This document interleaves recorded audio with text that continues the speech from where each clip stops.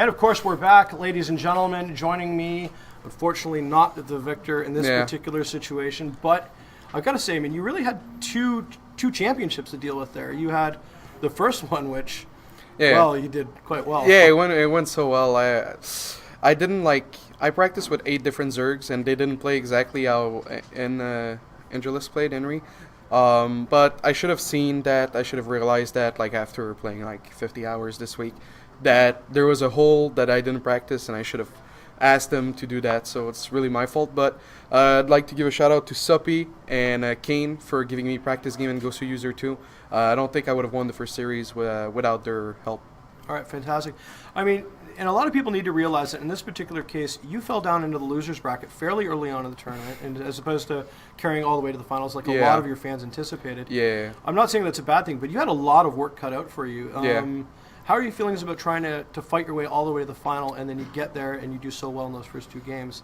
And what goes through your head when you're sitting down at each of those games and just and it's almost like a grind, I guess you could say. Yeah, it is. I realized that last night before leaving, if I would have beat Jig in the winners bracket, it was 3 matches, and if you get knocked down in the semis, it's 6 matches you have to win, 6 series you have to win if you want to finish first, and I was 1 series short.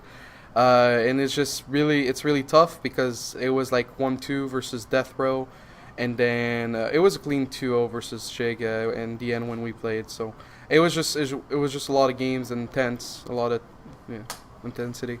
Yeah. Going into the last series, unfortunately, Hendril is taking 2 out of 3. I don't try to focus on it. What do you think you could have done to improve, perhaps, and maybe pulled off a couple of victories in those games? Well, the maps, they were a little outdated a little bit. So game 1, when I got caught out of position, I should have had my tower, and then I would have seen the roach coming, and I wouldn't have been caught out of position. I just looked silly and yeah. And the game 2, knowing that he did Swarmos for game 1, I should have not go for Stargate, because you're just picking the wrong build order. Of course, if I deny the Nidus, I can still make something happen, but once anything comes out of that, you're screwed. Yeah, absolutely. Now, you've spent time in Korea, you've spent time working with Europeans, you're probably one of the most proficient esports players in Canada. Any messages for people who want to try to get into esports? It's a hard industry to break into. Yeah, it is. Don't ditch school. Don't do your homework. And then if you have enough talent, try to take a year off. Of course, if it's a big dream of yours, what I just said won't stop you, so you can go sort of all in. That's what I did. I don't have that much talent compared to those college student like Indralisk and Jig. But I went all in, and with a lot of hard work, you can make anything happen as long as you put your mind to it and you don't slack and be lazy. So.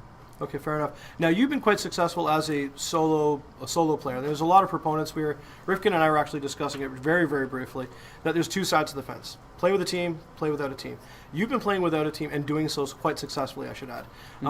You have a couple of sponsors. You like to mention them and tell us how those sponsors have enabled you to be able to continue doing this solo, whereas normally with a team, you have a team sponsor to kind of supply that. So I've been without a team for a while.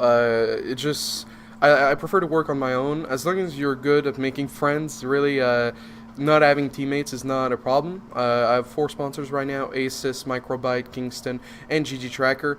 Basically, they just help me not rely 100% on income from the stream. So, for example, this week I took 50 hours off to practice off stream, so my opponents wouldn't be able to study me.